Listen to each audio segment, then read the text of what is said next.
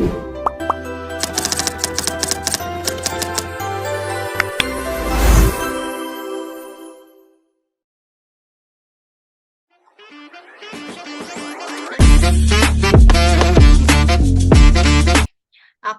mahasiswa Unisula, bisa dipanggil Grahita aja. Nah, ini saya bersama dengan kakak siapa ini? Saya Rajeng Purwaningrum bisa dipanggil Ajeng aja. Sekarang Kak Rahajeng ini berada dalam suatu bisnis atau menjalankan bisnis apa aja nih? Bisa dijelaskan nggak, Kak? Ya kalau di keluarga saya sih yang pertama organizer, itu peserta dekorasi juga, ada ini yang baru mau mulai ada toko kosmetik dan skincare, terus di beda bidang itu ada kandang ayam kandang ayam daging itu yang satu kandang isinya 2.000 ayam, terus ada tebu. Itu di bidang pertaniannya ada tebu, ada mbako, yaitu karena di desa sih, udah itu.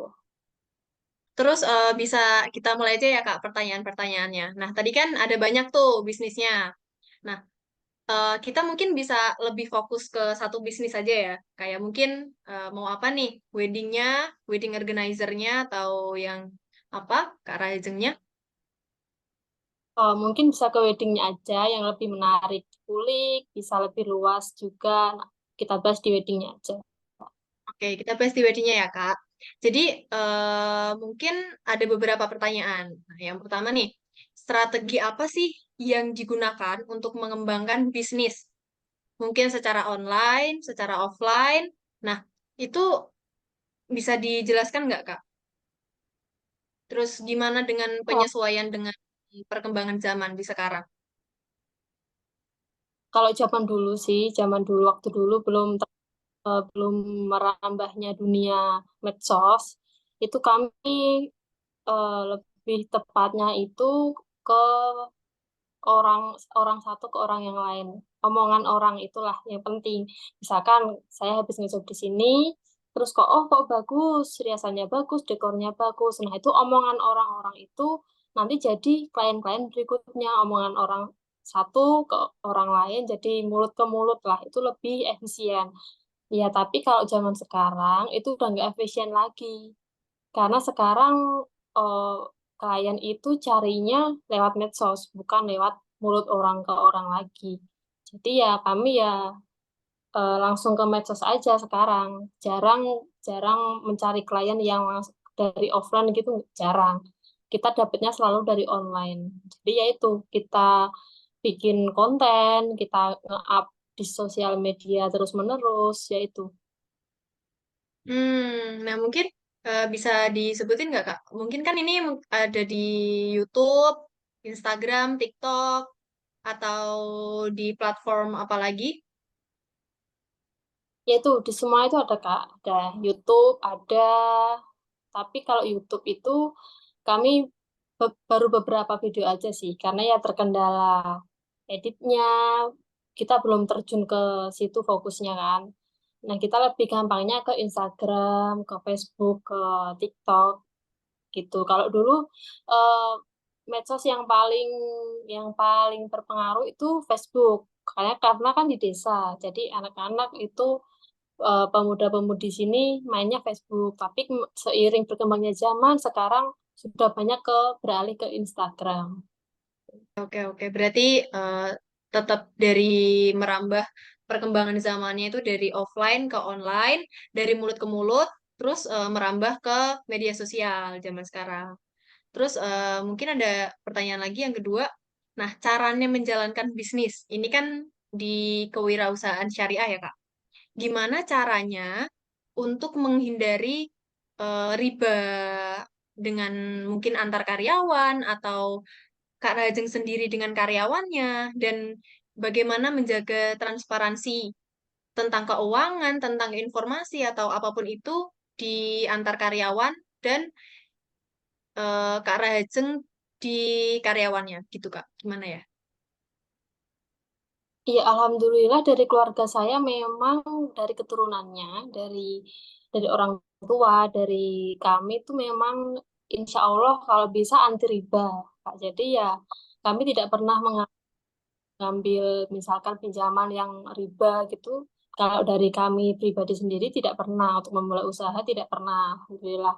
Nah, kalau untuk gaji karyawan-karyawan, kru itu ya selalu selalu saya kasih semua semua detailnya. Jadi semua karyawan satu sama lain itu tahu gajinya teman saya berapa, itu tahu semua. Jadi transparansi, jadi tidak ada aku tidak tahu gajinya temanku nggak ada. Jadi semua karyawan itu tahu gajinya karena ada lembarannya, saya tulis semua begitu. Jadi semua. Oh, jadi ini per karyawan ada rinciannya ya, Kak. Dan itu transparansi mungkin pembagian pembagian gajinya mungkin di suatu forum sebulan sekali gitu atau bagaimana? Kalau habis ngejob kan kalau wedding kan tidak setiap bulan ada job ya.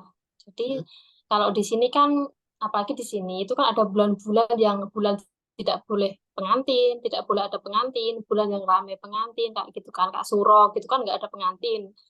Nah, itu berarti kan nggak ada job. Nah, nanti kalau ada pas bulan pengantin, itu 1 bulan penuh, itu belum gajian. Itu karena memang anak-anaknya sendiri yang tak, emang kayaknya, tapi memang dari karyawan saya yang minta seperti itu. Minta nanti terakhirnya aja selesai baru dikasih semua. Jadi gitu. Jadi setelah selesai semua, baru dirincikan, baru digajikan semua. Oh, oke oke. Jadi emang udah berprinsip syariah ya, Kak ya.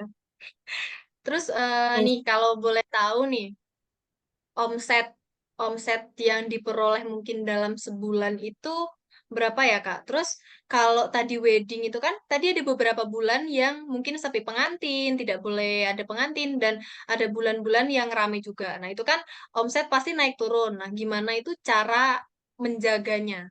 Ya Jaganya. insya Allah itu kalau kita kita kan berusaha pas tuh waktu apa bulan pengantin itu berusaha kita dapat pengantin dapat job sebanyak-banyaknya. Ya disemogakan kan gitu. Jadi nanti kalau pas bulan libur itu gaji sebelumnya itu sudah bisa mengcover bulan berikutnya saat libur gitu. Jadi kalau misalkan karyawan saya gajinya itu dibanding dengan karyawan-karyawan misalkan karyawan jaga toko di daerah sini itu insya Allah gajinya lebih-lebih dari itu. Jadi bisa mengcover bulan berikutnya saat tidak ada pengantin seperti itu. Mungkin kalau omset per job mungkin sekitar berapa, Kak? Job dirata-ratain aja ya, dirata-ratain karena kan memang job itu ada yang ada price listnya kan, ada yang paling dari harga segini sampai mungkin kalau omset itu sekitar 15 juta satu job. Nah, kalau bersihnya ya mungkin kalau kalau ke saya ya mungkin 50%-nya. Nah, yang 50%-nya itu buat gaji karyawan, buat modal dan sebagainya. Mau bahas tentang momennya nih. Momen yang pasti yang jadiin Kak Rahajeng itu sebuah momen yang, wah ini nih yang harus aku tekuni gitu. Momen apa yang menjadikan Kak Rahajeng ini buat ini adalah suatu bisnis yang saya bisa tekuni gitu. Ya karena yang pertama memang ini hobi saya. Nah, yang kedua memang di daerah sini itu tidak ada rias pengantin, wedding itu belum belum ada yang di desa saya. Kalau di desa lain ada, tapi juga jarang.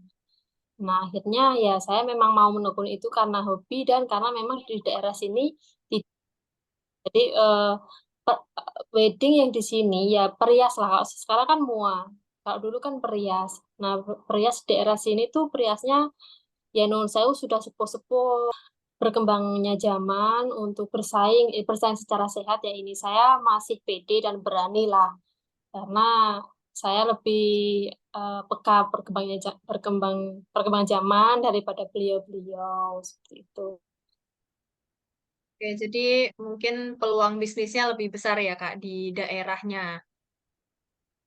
Terus yang terakhir ini Kak, mungkin apa sih tantangan terbesar untuk di dalam dunia perwedingan ini untuk Kak Rajeng sendiri, untuk survive, buat evolve juga, buat tumbuh, dan gimana cara atasinnya?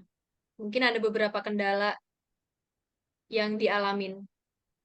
Ya itu karena berkembangnya zaman juga, karena berkembangnya zaman juga sekarang banyak sekali mua-mua bermunculan di mana-mana.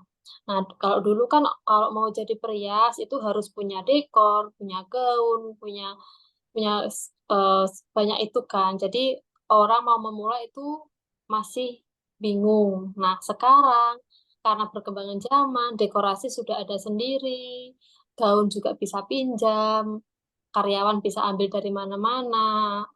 Nah, itu makanya tantangan terbesar di situ. Jadi misal ya kasarnya orang yang bisa ngalis, bisa bikin alis lah, baru bisa bikin alis itu sudah berdiri menjadi mua. Tantangannya yaitu banyak mua-mua muda-muda yang terus bermunculan dan dengan harga yang ya istilahnya banting harga. Nah, itu kendalanya di situ.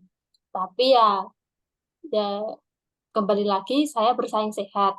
Di sini saya bersaing sehat, jadi ya kemungkinan kayak gitu saya terus berusaha bagaimana eh, meng mengupgrade kemampuan saya, kemampuan make up, kemampuan saya dalam merias, kemudian dekorasi, ya terus selalu mengupgrade dan i- apa kita upload ke medsos itu lebih sering lagi seperti itu. Oke, berarti tetap persaingan tetap ada lah kayak Kak, bisnis, tapi tetap harus improve diri sendiri berarti ya Kak. Nah, terima kasih Kak Raja atas waktunya. Semoga sehat selalu, keluarga sehat selalu, dan semoga bisnisnya terus lancar dan bermanfaat bagi orang sekitar. Terima kasih.